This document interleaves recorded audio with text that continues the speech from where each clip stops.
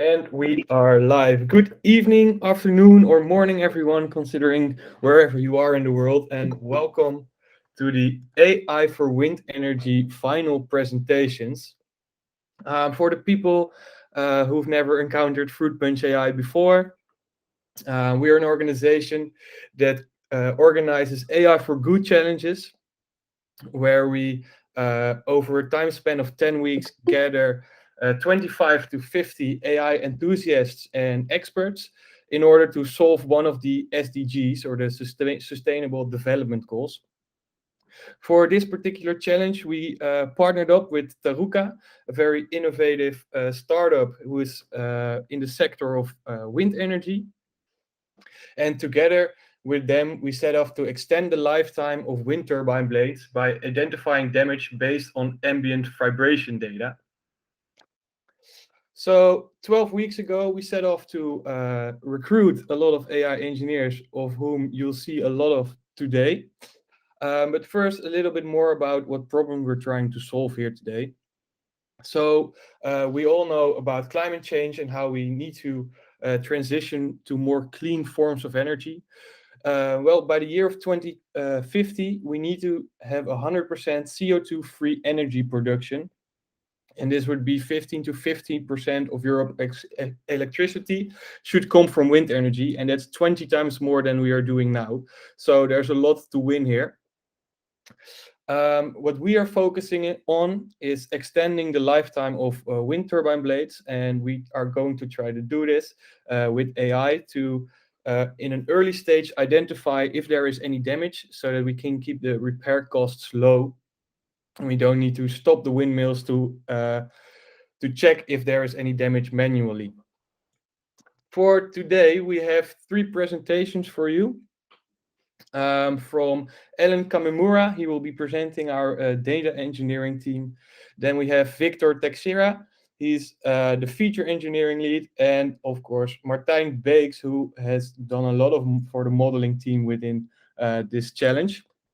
We're very proud to have them here today, and just as well as you guys, I'm very interested in what they are going to show us.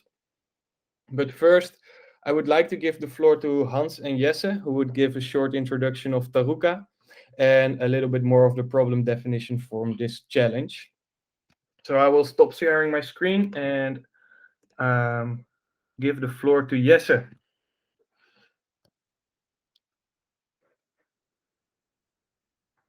Yes, thank you, Dorian. So do you see my screen? Yes. Okay, I'll give a short introduction of Taruka and why we think the challenge is an important one for us. So what is Taruka? Who are we? We are a company that accelerates sustainability by ensuring continued operation and while stopping the expulsion of a lot of millions of tons of carbon dioxide. We do this by building a monitoring system where we do predictive maintenance for wind turbine blades. Dorian already went through these things, that 50% of the electricity needs to come from wind energy in 2050. So I'm not going into these details.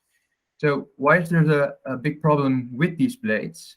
It's that wind turbine blades become longer and longer, which means that they have a way harder time having to encounter a lot of windy conditions and lightning impacts, which in turn damage the blade, which we cannot predict yet.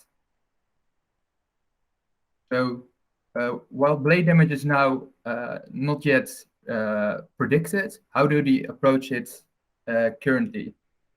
So they do that by periodic visual inspection. There are maintenance teams doing manual inspections, as you see on the left, with ropes. But currently there are also alternatives doing this with drones. But this is not scalable, and this requires a lot of reactive approach. So why would you detect remotely for blades and then prioritize the repair? You do this by a lot of things. You do this by the reason you do this is by ensuring that the maintenance costs will be manageable and to increase the lifespan of the blades.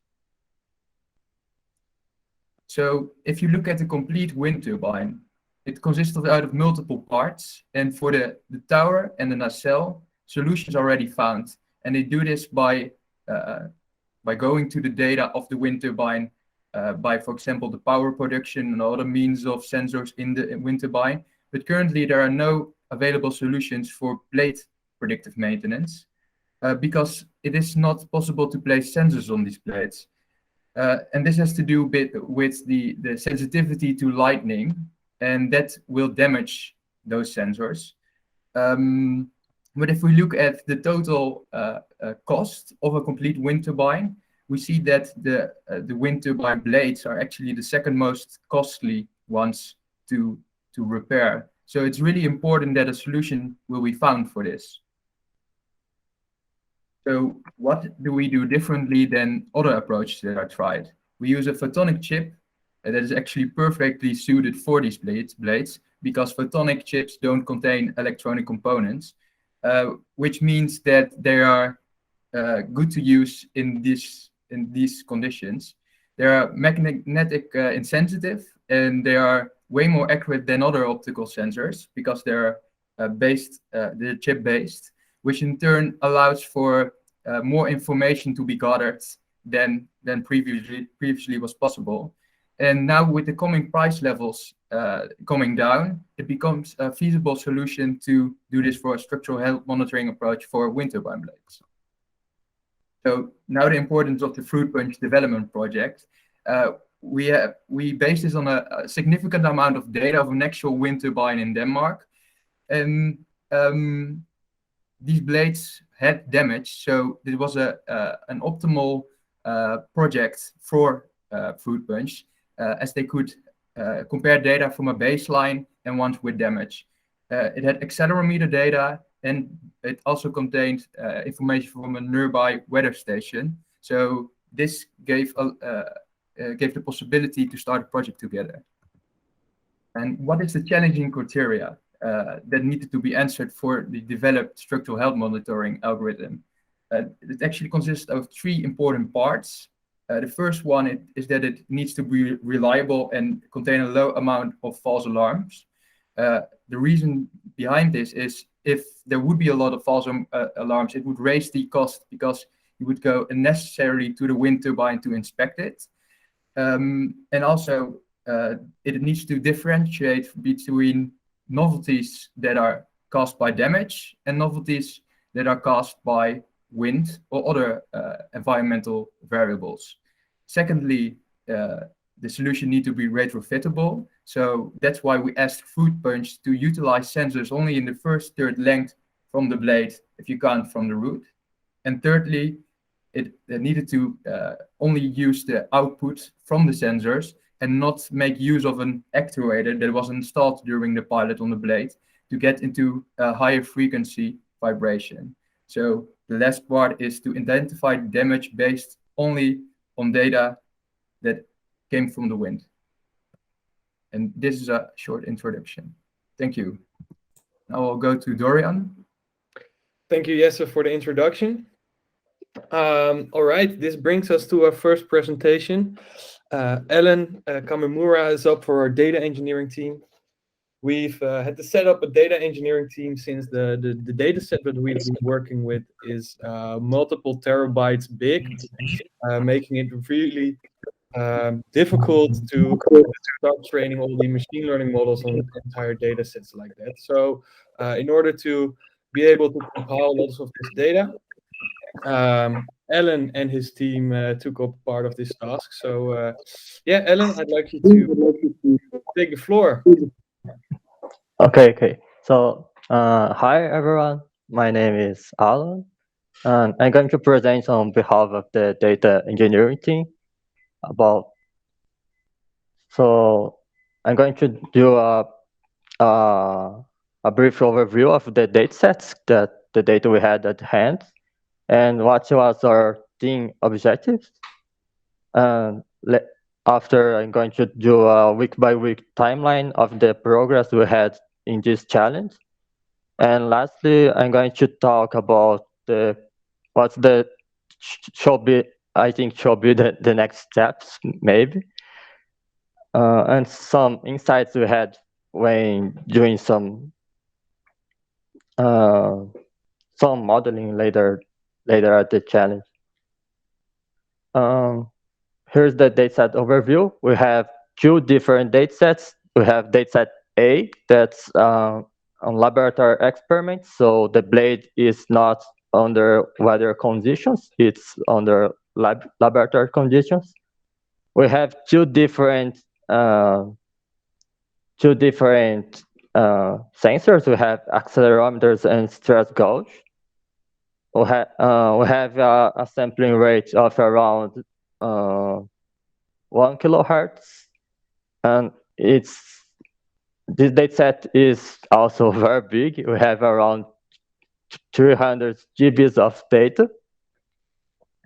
And the second dataset is dataset B, where we have the data, on-site data that's under the weather conditions. And in this dataset, we have just the data from the accelerometer, so we don't have the stress gauge data. And also we have a higher sampling rate, so we have a higher resolution of the signal. And this dataset is also very big. We have more than 1 terabyte of data. Both datasets, I think, don't have a high diversity of different blades or different damage case. So I think this dataset B have a lot of runs that don't have a lot much difference between each run. So I think most of this data is not. It's we have data that have the same kind of information. So for dataset A, we have 8 accelerometers and 25 stress gauges. We have 6 different temperatures that's controllable on the laboratory. We have 14 different load and damage cases and 2 different sensor configurations and 2 different input signals. We have a sine sweep signal and a white noise signal. So for dataset A, that's the 14 case we have, is with the description of the case. And that's the sensors. The sensor is mounted on the blade. So we have the position of the sensors on the blade here. And for dataset B, we have 16 accelerometers and 5 damage case. The damage case is in a time series. It's a series of damaging the blade and measuring the sensors. And that's the positions of the sensors in the blade.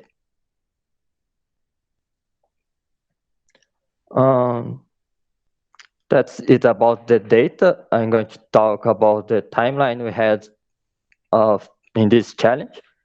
At the week 2 of the challenge, we did a lot of progress, mostly on dataset A. So we had to download and index all the files and separate it by case and temperatures. And also we had a lot of trouble understanding the data. We need to know what each column means and what is exactly these numbers on this big array.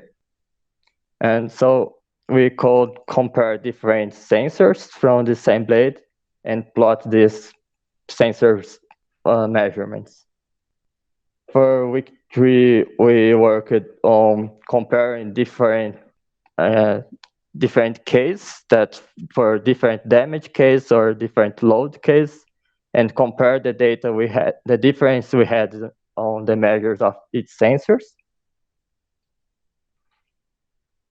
Also, we had 2 different input signals, so we have the measures on each sensor is really different from the sine sweep input signal and from the white noise input signal.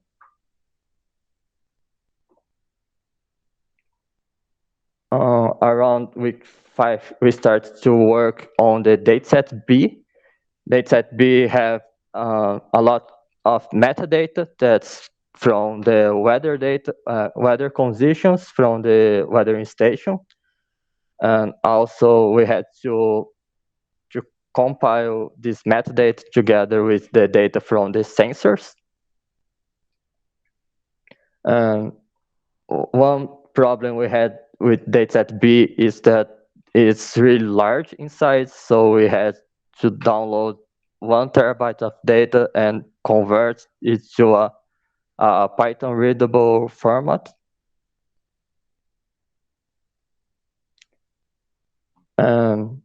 We also had to index it by different damage states and different speed regimes. So we have the speed blade, the speed of the wind is conditional to the weather. So we have we need to index the different speed conditions.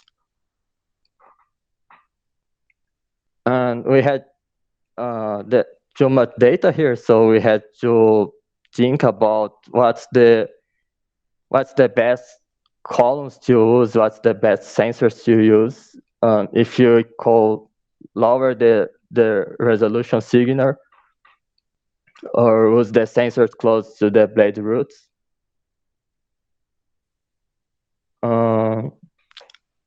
At the week 8, we start to build the pipeline of the data to use with TensorFlow.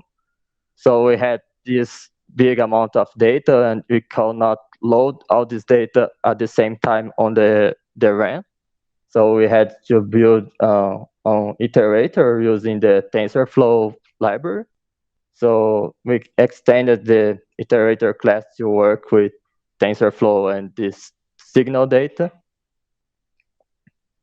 So we could just use the TensorFlow library to train our deep learning models. At week 9, we did the training validity split. For this, we had to make sure that both data sets have the same distribution over the damage case and the speed regimes. Also, we trained a baseline model using a simple model that's just three convolution layers and 5% of the data used for training to get this baseline metrics. And that's the final week. I think that's news for everyone, but I was working on improving the signal iterator. It was really slow to train this model here, and what I thought about is to convert this signal data into image format. That's the .tiff format. That's a lossless image format that can use float 16 numbers. And using the TensorFlow image data generator is a lot faster than working from ground to build a new iterator. So with this data convert to this format, we can train this deep learning model really faster than using the signal data generator that's extended from the iterator class. At the end of the challenge, we also start to work on the modeling part. So I tried to train a new, more complex model using an encoder layer that's simplified in this. That's really simplified here. And I trained it on 10% of the data and evaluated on 1% of data. The results are not very good, but I think that that it could work better here. That's the confusion matrix using this 1% of data to evaluate, and we have a lot of missed case here. And the fourth, I think the fourth class is the repaired class, so we have a lot of examples on the repaired class, and we have this data disbalance problem. Here it's a little about understanding the model, so we can take a look at each layer of the model. So we have the output of the first layer, that's a deepwise convolutional layer, and we can compare it with the weights of the next layer and see which sensor is used to make these predictions. And also we have this activation on the embedding layer, so we can take a look at what the model is really looking at the signal, and we can compare the embedding layers from for example, the repaired and ambient class, and see that's pretty much the same embedding layer. So it's very likely this model is going to mislabel these two classes, and that's then where the next step comes. That's training a similarity model to train these embedding layers, so we can have the different classes represented in a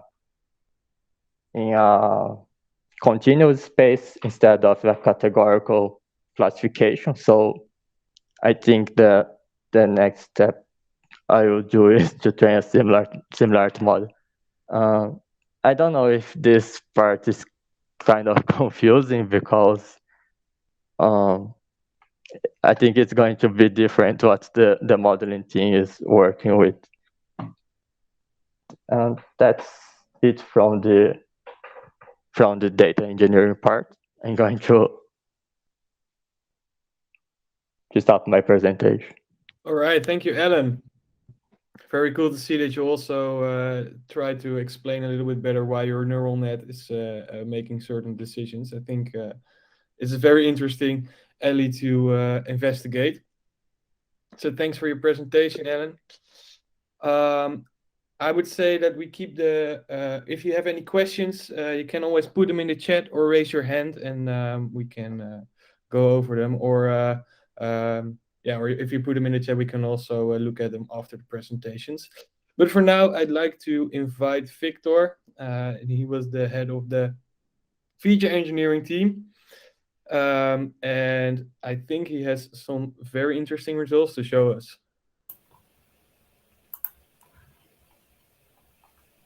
So first thing first, testing.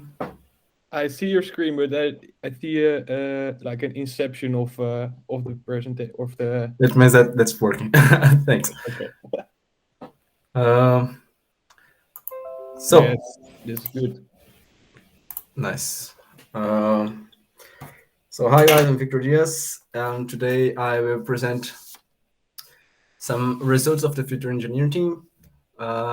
This presentation will be divided in three main parts, which is the exploring the data, discussion, and building the features matrices itself. And this process will iterate in the dataset.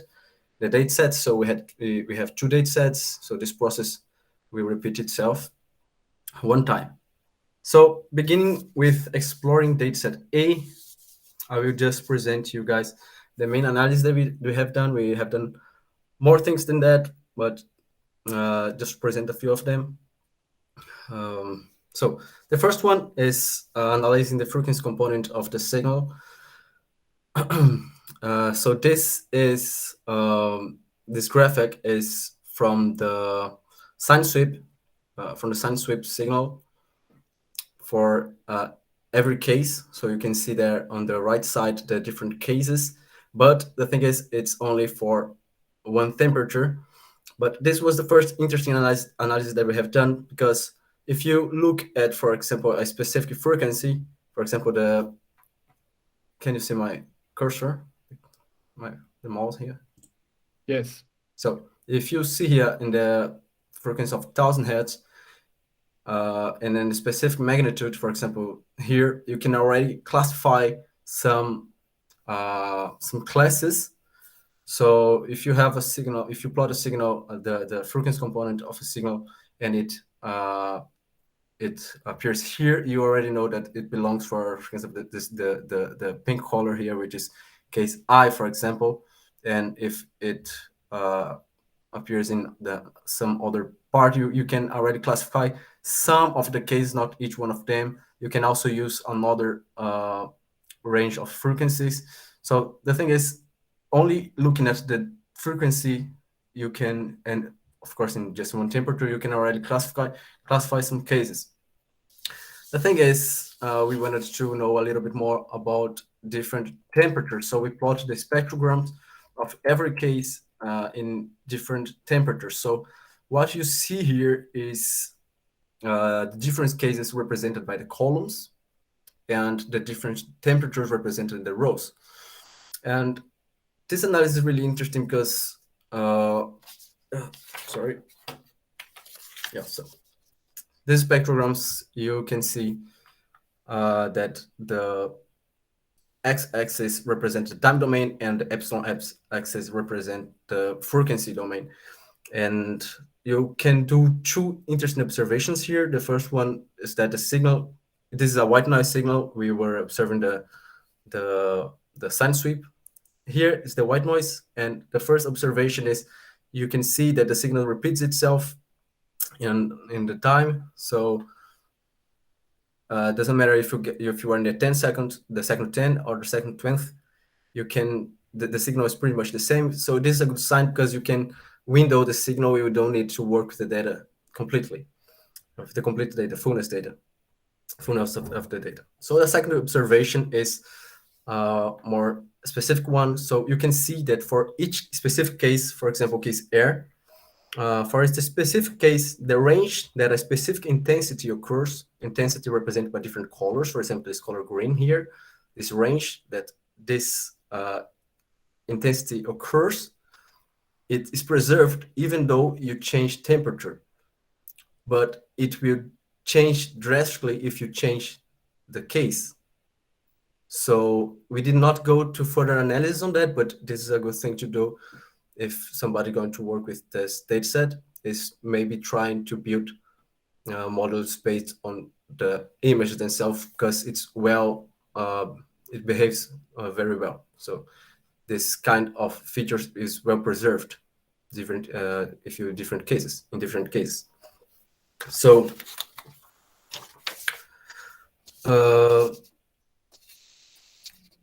actually, what we have done to extract features, what we've decided to do, one of the methods that we try to use is using the wavelet scattering method. And just to resume it, wavelet scattering method is what it does. It does a continuous wavelet function, which is convoluting your signal X with a wavelet, and it takes the models and then convolute its again with a low pass filter.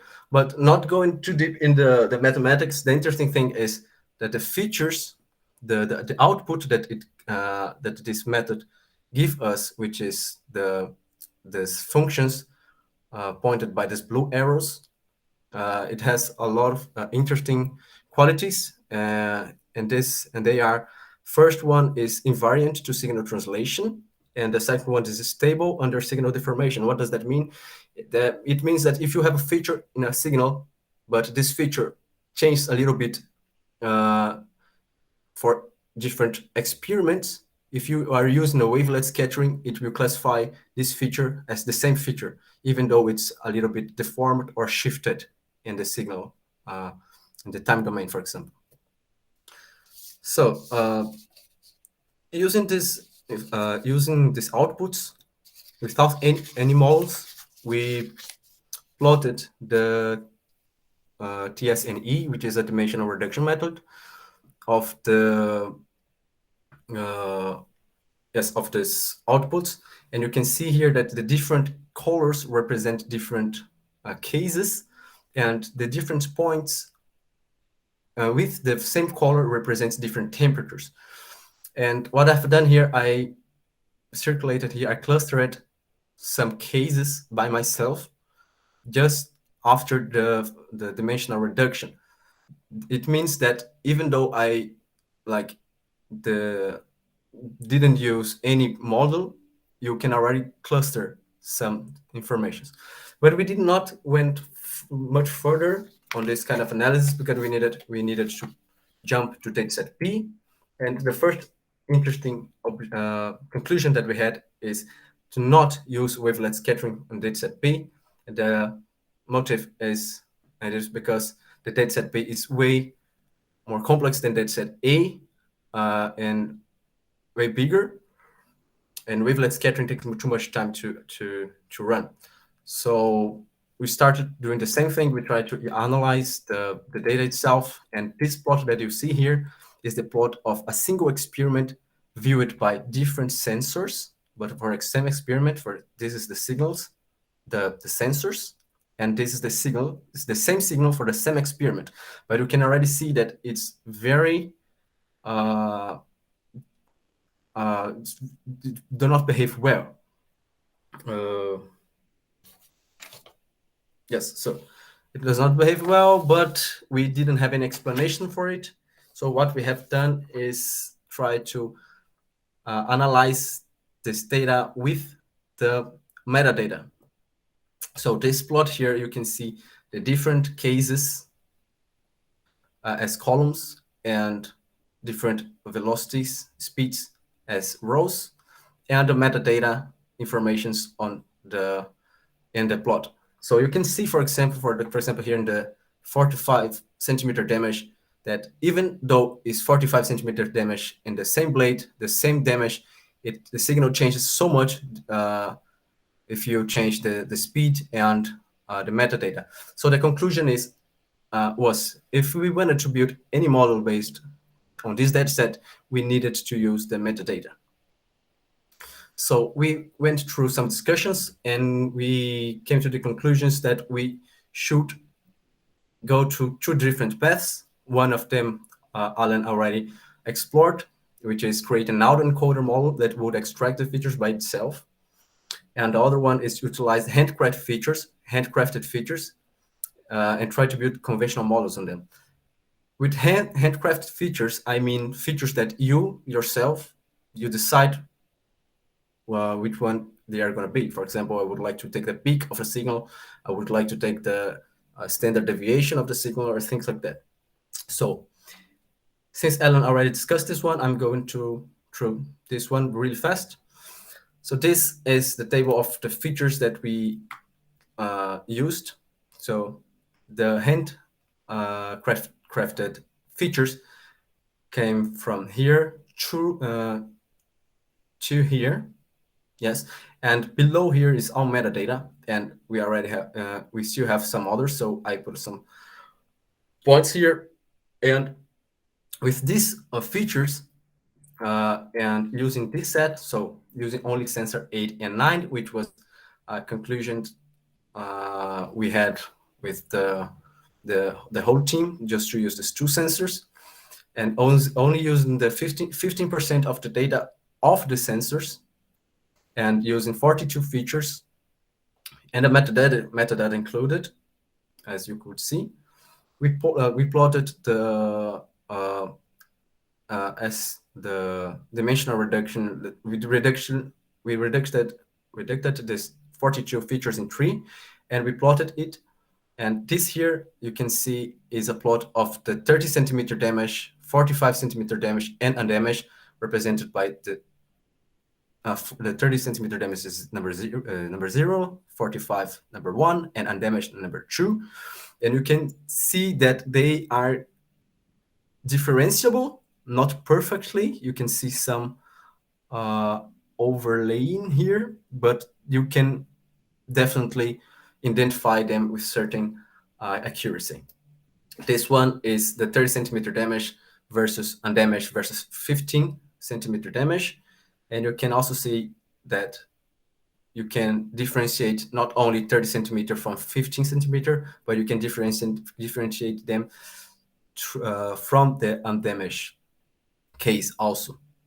So the 30 centimeter damage is the blue, the undamaged is the green, and the 15 centimeter damage is the red. So this is all the same graphic, but look at in different angles.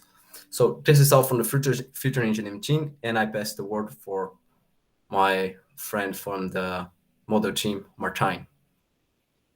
Nice. Thank you, Victor. Looking really cool, these last graphs that you showed. You can actually visualize very nicely how well you were able to differentiate between damaged states. Okay, then it's up to Martijn to explain how well our models perform on what you just showed us. Yes. Or Can you see my screen already? not yet. Yes, now it's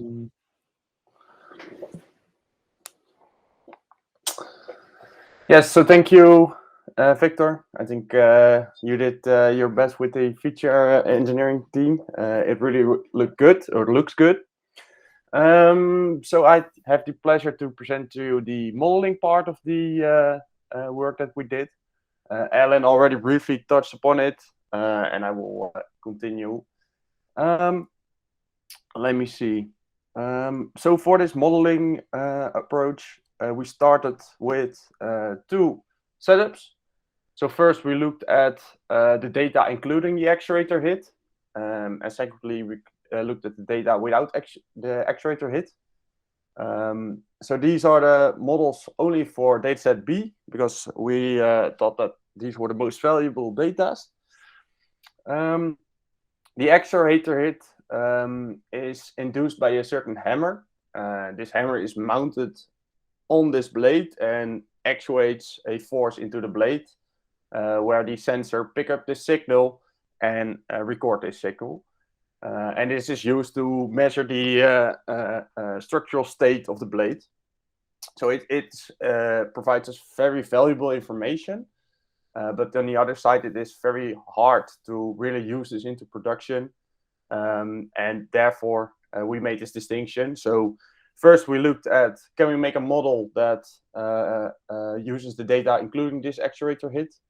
And then the second step was using models without actuator hit. For these different models, we have used different feature sets. So one is the feature set presented by Victor, and the others is based on a deep learning method. So I wanted to start with the models for the actuator hit data. So for this, we have used a lot of models, but today I want to present a few. So with the XGBoost model, that on a binary problem definition without any metadata scored a 92% F1 score.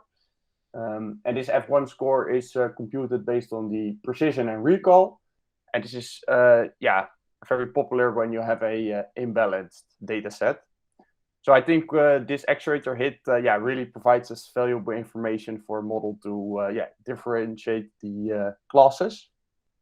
Looking at a multi-class problem, so we have a damaged blade, we have 15 centimeter damage, we have 30 centimeter damage, and we have 45 centimeter damage. And we have a healthy blade. We have 4 classes.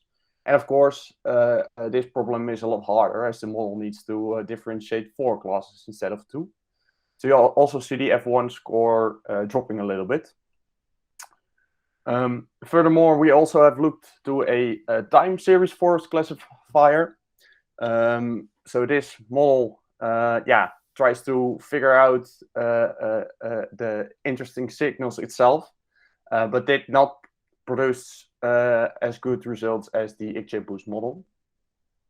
So I think concluding from the first part where we used data including this actuator hit, I think we can fairly safe to say we can make a good model for this problem.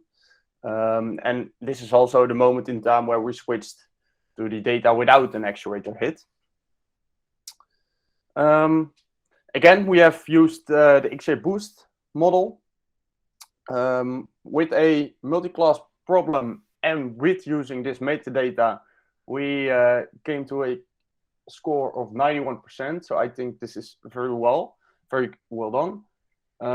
And eventually we see the difference that when using the metadata, it's 91%, but without using the metadata, it's 54%. So I think there's a lot of valuable information in this metadata, what already has been discussed by Victor. We also have an other interesting option, that is the autoencoder. So the feature engineering team worked really hard to create all kinds of features for us. The alternative approach is to use a deep learning method that can learn the features for you. And yeah, we now see that still domain knowledge wins it from deep learning. So I think this is also the main message from the modeling part. With data engineers and feature engineers, I think we can come to better models than using deep learning. But for now, I want to go into the XGBoost model and into the autoencoder to give you a little bit more information about the things that we have done here. So for this XGBoost model, yeah, we have used the features generated by Victor and his team. And we already see that the metadata in the explainability graph is very important in providing a good performance. We have tweaked the max depth of the boosting method a little bit, and we have counteracted the class imbalance by scaling the positive weight. Yeah, and again, the metadata is very valuable for good prediction, and yeah, I think it's yeah, very underestimated from the beginning of the project until the end. So this XGBoost, yeah, is a gradient boosting model. It's very popular in the machine learning community, and yeah, delivers most of the times a very good performance. And also in this case, I can verify these statements. Going into the next model, this is a little bit more complex model, but an autoencoder is essentially a neural network that you use to reconstruct a certain signal. So what happens is that we train this neural network based on this input signal of a undamaged blade.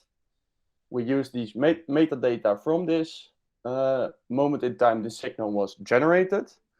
We pass it through a neural network, and then you see that the dense layers start decreasing. So what you want to learn is a certain embedding of your data, and this becomes narrow to the center, and then go back up again to really reconstruct the signal. So what you see here is the reconstructed signal, and you see that there's a certain error between it. So what we do is that we train this autoencoder to reconstruct this undamaged signal. And then in the future, we want to reconstruct a damaged signal. And we want to see that the loss becomes higher. And in that way, we can differentiate between an undamaged blade and a damaged blade. So what we see here, now the autoencoder reconstructs the signal and a certain loss is computed. So when we put in a damaged signal, we see that the loss becomes greater. And if this loss becomes greater than a certain threshold that we have computed before, we say, okay, this is a signal from a damaged blade. Yeah, we categorize it as a damaged blade. So with this model, the autoencoder reached a F1 score on a binary problem definition of 80%. And so, yeah, there's a lot of room between this deep learning model that does feature engineering and with the domain experts that do feature engineering. But I wanted to present the two main methods that we have used. For now, I think the lessons learned from the modeling part is to process and engineer big data. So in a lot of cases, the training data and the test data was a lot more than I could fit in my RAM memory. So we need to do some clever things to make this work. We have seen that we can use deep learning for feature engineering, but again, handcrafted features save the day. And I think, as I already said, the metadata is very important to the model performance. I think this is confirmed by the modeling results, but also by the feature engineering results that Victor showed you. So I think for now, for the modeling part of this project, explainability, can we verify these results? And really see what happens with the different features. And of course, I think this is a more experimental stage, but to really use this solution, we need to make a few steps in making this production ready. And I think it's nice if we also try a different setup. So what happens when you have data of multiple wind turbines? Is there some kind of correlations between the two? And do you need some kind of meta model to approach this setup? So I think this was the large part of the modeling efforts. I saw there was a question in the chat. I don't know if it's recording the model. Let me see. I believe there was a question from Frank. If you would like to ask it himself, otherwise I can read it out loud.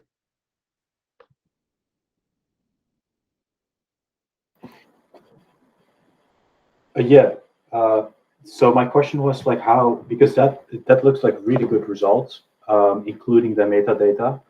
And the first thing that popped into my head, because we faced that same issue with another model, I believe, and that was data leakage. How has the metadata been included when classifying for the labels? Because I can imagine that the metadata would pose some kind of data leakage as well. Because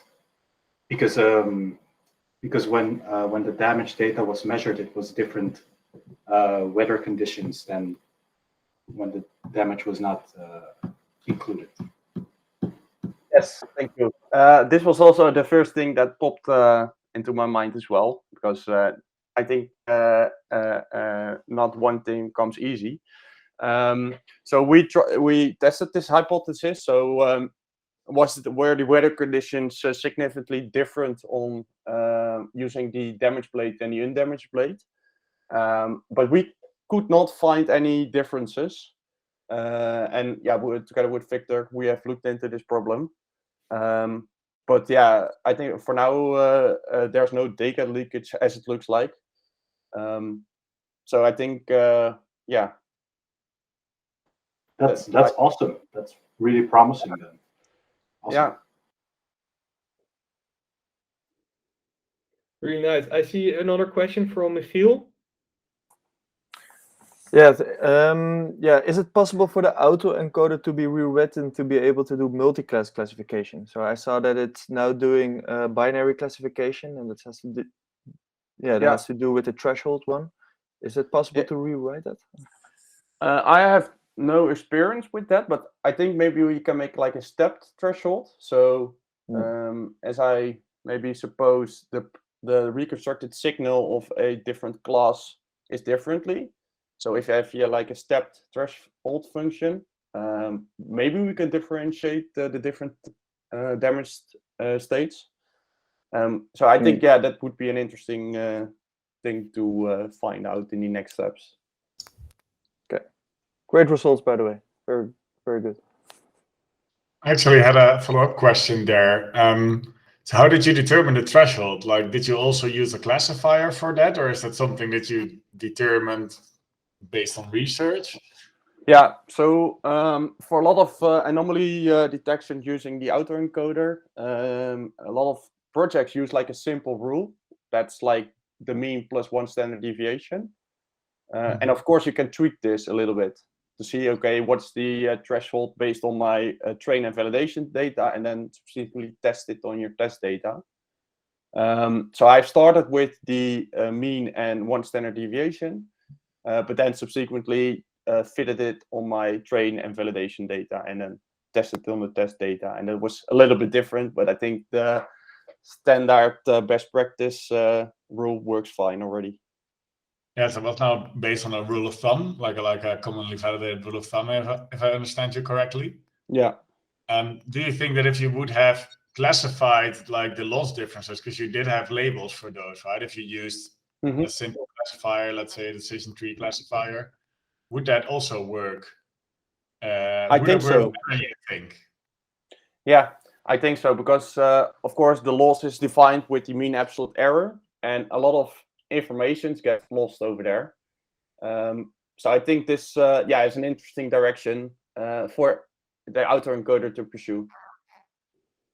Yeah, no, so because then you can also make optimal use of the encoded space that the autoencoder tried to create, right? It's always guessing like where it came up with these types of deep learning methods. Yeah.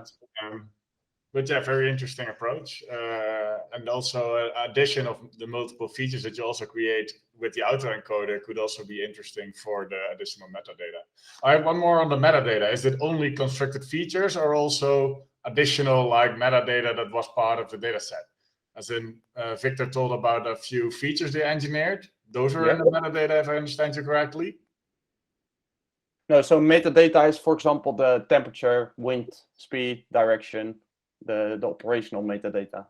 Okay, so no feature, no engineered featured from the feature engineering was added as part of the metadata. No, only with the XGBoost model. Okay, yeah, not clear. Thanks. Very great results, by the way. Jesse and Hans must be happy that you got it so far. Thanks a lot. Yes, thank you for your question.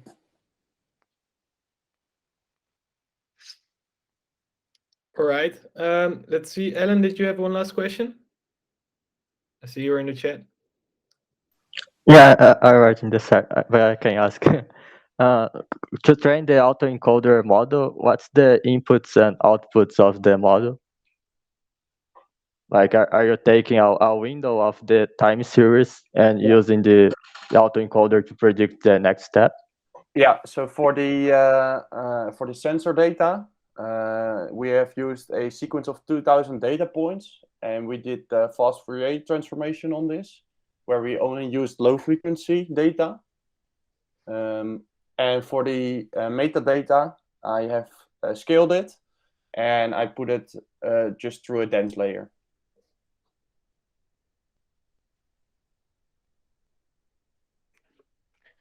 Right. I think that's it with the questions. Thank you, Martijn. Thanks a lot for your presentation. I think it's some very impressive results you've managed to get to in the final weeks of this challenge. Well, the entire team, huh? Of course. No, yeah, thanks a lot, everyone. I'm going to give a big thank you and a love you all round in the end of the presentation. But first, I would like to give Jesse and Hans a final chance to respond, or maybe if they have a final question, now is the time. I see there's still some questions from Hans. Yeah, I have some questions, but maybe let Jesse go first. All right. If any questions, Jesse. Yes, one question. So I thought one of either the autoencoder or the XGBoost, one of them I saw in your results didn't have the metadata. Is it correct? Because I saw which one was it? Which of the two, Martijn? Let me go back. So for the XGBoost model, I tried it with and without metadata, and for the autoencoder, I only included all the metadata. Okay, so would you think what happens when you include metadata with the XGBoost? Would it then be? You have any ideas on that? Because no, that would. So with the XGBoost, I included the metadata. Oh, okay. But only not for the autoencoder. Yeah, I was just trying to get it to work, and I did not have any time left to also change the architecture, so you don't need the metadata anymore. Yeah. So would you think it's helpful to approach both directions?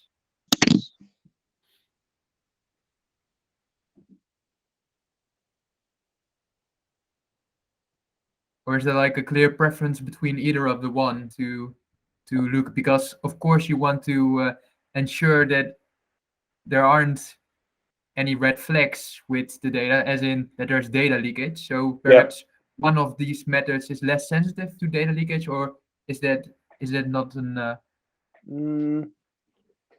Yeah, I think you in all cases you want to prevent data leakage because it will give you a or nice results, but actually they're very bad. Now I don't think there's like a preference in that case for a model. Okay, and is it the case that XGBoost is better interpretable than an autoencoder? If you would look at well, in this case, yes, because the auto or the XGBoost model just predicts a class, and you can use, for example, shapely values to see some things in feature importance. This autoencoder predicts a signal, and this signal, you cannot do a lot with this signal. So I would say XGBoost is a lot more explainable than the autoencoder model. Okay, yeah, that's indeed helpful, because I think when you would pursue one of the two, it's best to have a clear indication of what you're seeing, not to miss any things when you put this in a production ready code. Yeah, and then definitely my my preference would go to the XGBoost model. It's also a lot easier to train and to maintain. Yeah, and so also looking at the results. Yeah, it's an important factor to also to maintain it in the future. So yeah, it's helpful. Yeah, thank you. Can I say about the autoencoder model? Yeah. I think the autoencoder model is better because it trains on the encoder part can encode even class that's not represented in the training models. In the training data, we have categorical data like 15 damage and 25th damage, 30 damage, and the autoencoder can encode this in between class that's not a categorical but continuous damage class. Yeah, true story. Yeah, you're right on that. Yeah, definitely. So you mean, Ellen, that's also helpful when you look at different sizes of blades, that an autoencoder can perhaps distinguish that better because it also looks at the continuous size of the blade as a kind of underlying thing. It's because in this data set we have very like 15 or 30 damage, and for the XGBoost, these are different, total different. There's no correlation between this class. While in the encoder model we can have in between class that doesn't exist in the training model, but in the encoder it's very likely to learn this class in between class. Okay. Thanks.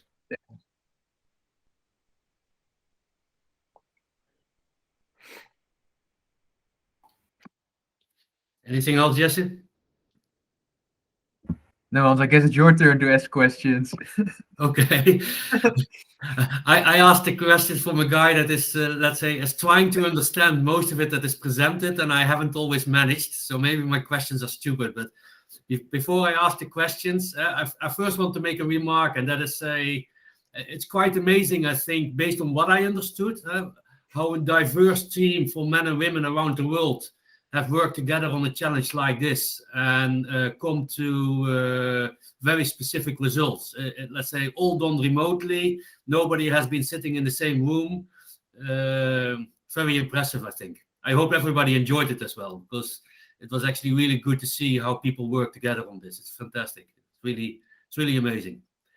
Also because this is a very tough problem to solve. So having said that, now let's try from my understanding. When you say that the metadata is very relevant or gives a big relevance to it, is it then that you you're using the metadata to to subtract that, say, from the other signals that you get, and therefore it is relevant? Or because, let's say, the temperature can't tell you if the blade is damaged, yes or no. So is it more or less that you use that data in your analysis, and by, say, subtracting it, and therefore you get better results?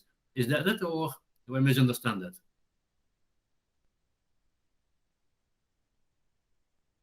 Maybe I can respond to this. Yeah. But I think my interpretation of it, so for example, if the temperature is different, the structural details of a blade change in terms of signal going through it.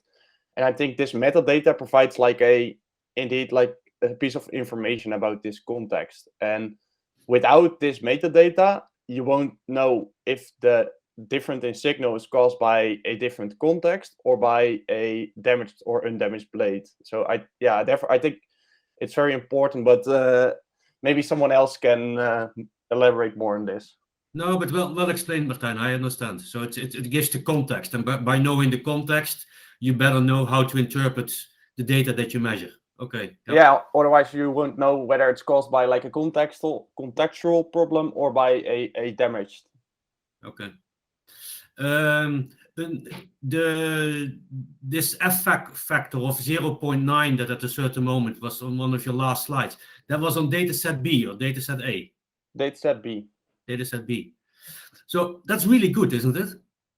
Yeah.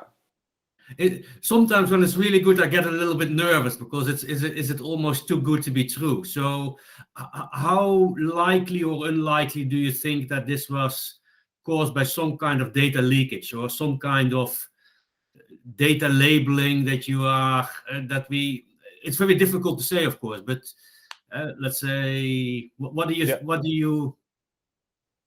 Yeah, so Victor and I also looked at this problem, and we also initially thought that, okay, this can't be true because we were working on this for weeks with not that good results, and initially and eventually there.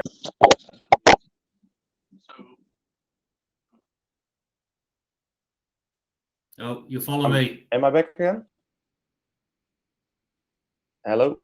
Oh. Yeah. Yeah, so we really tried and look into this feature design and feature notebook to see, okay, how were these features made? Is there any data going from a different state or for a damaged state to a healthy state? But I really could not find a problem for this or a reason for this. So from this point in time, I couldn't say there's data leakage, but maybe we need to invest a little bit more effort in it, but I think for now, no. No, but scientifically you can never exclude it, but you can you have looked into it and you haven't found any reason why there would be data leakage. Okay. Indeed, yeah. And on when we looked at, say, without the actuator, when we compared with actuator and without actuator, how did you look upon? How did you consider the data of without actuator? Was that by eliminating certain frequencies, or was it by taking the data from certain moment in time? How did you distinguish between actuator and non-actuator? I can answer this one. So we tried to use two methods. The first one was excluding certain frequencies, but this one, we didn't go further with this. But the one that you see in the results was by dividing. For example, you have the signal in the time series, in the time domain, and you have the heat in some point. And what we have done is consider where the heat is, if it's too much to the right. I don't know if you will say like window. If it's you say right, we see left, Victor, but that's fine. To the left, you go to the to the right and take chunks of this signal and work on that. If it is after the heat, you jump some thousands of samples for you to not consider any signal that came from the heat. So we waited to get dumped, Yeah. and Okay. then use the signal that without any information about the heat. And if the heat is too much to the left, I think left, to the other side, you can take if it's before the heat, you can take all the data and divide it in chunks. I understand. So if you had enough data before the hit, you would take the data before the hit, and if you have not enough data before the hit, you waited long enough after the hit to take, say, clean data. Perfect. Yeah. Okay. Very good. So and let's say this last data that was all based on sensors 8 and 9, I think you said, or so. So these are sensors in the first part of the blade, isn't it? Was that? I'm not sure who to ask the question to, if it's Alan, Victor, or Martijn, but was that because we were looking at, say, the sensors that are only in the first 1/3 of the blade. So in that last, if you looked at the results that gave, say, the distinction between the different damages, and was that with the data from just the first 1/3, or was it with all the sensors? So in the handcraft features, we use just two sensors, sensor 8 and 9, which they are in the end of the first third. So okay, yeah, above another, but the end of the first third. Okay, very clear.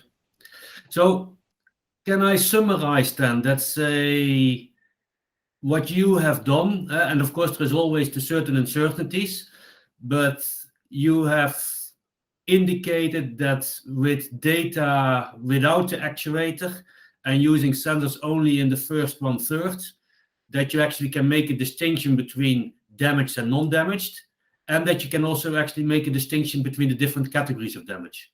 Is that correct, or is that's my understanding? Yes, I think your understanding is correct. Okay, that's really nice. Thank you.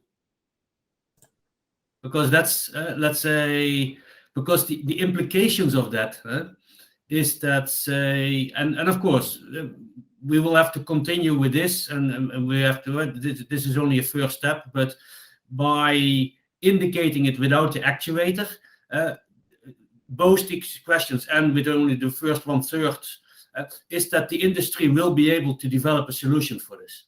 Because to have something of an actuator knocking on your blade all the time, nobody will love that, especially not if it is to detect damage and they have something that is hitting on the blade all the time. So that's not really a good solution. And in the existing wind turbines, you can't go further than the first 1/3. So you won't be able to build in sensors further. So this will actually give proof and we give a clear indication that it should be possible to build in a sensor system in the first 1/3 of the blade. You don't need an actuator, and then you will get you'll be able to get a meaningful signal.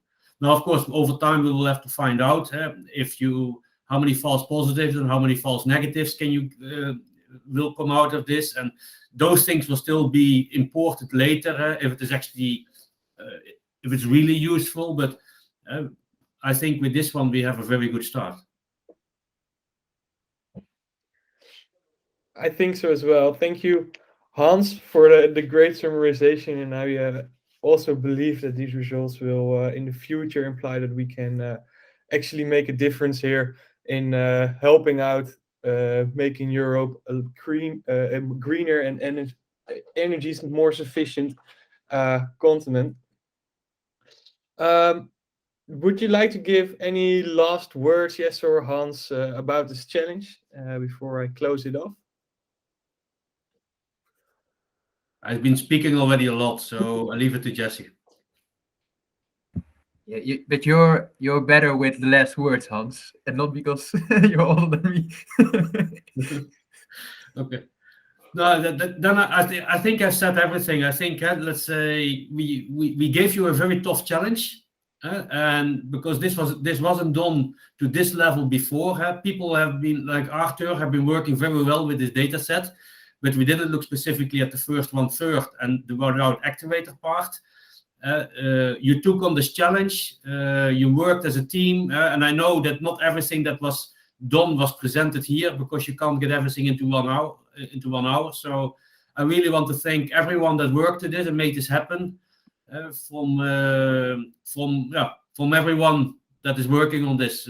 Really great. And as I said earlier, this is an important result, and this is what we can continue with, and that we can use as proof within the industry, and to convince also the bigger guys that, listen guys, in this way there is a solution possible, so we should start working on this.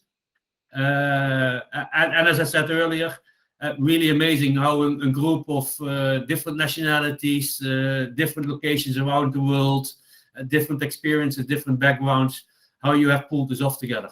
So thank you, Hans. Yeah, from us at Fruits Punch, I also want to thank all the participants who put in their sweat and tears over the last 12 weeks in order to come such amazing results. We've seen you try really hard in your free time to help us out on this challenge. Yeah, first of all, I hope that you guys also learned a lot with us. These challenge-based learning techniques are, for me, they were extremely useful. So I hope they do the same for you guys as well. Just as a little bit of formality to next week, we'll have a last peer review and feedback session. Tomorrow I will send you all some forms that we would like to fill in, so we can finalize this challenge. And also I will send you a message to talk a little bit more about the reporting and the deployment doc, and how to open source the results. But for now, there's nothing else left for me than thank you all. Also the people who are here tonight and just interested in the results. It's nice to have you. And I will speak to you soon. Everyone, thanks, and have a good day.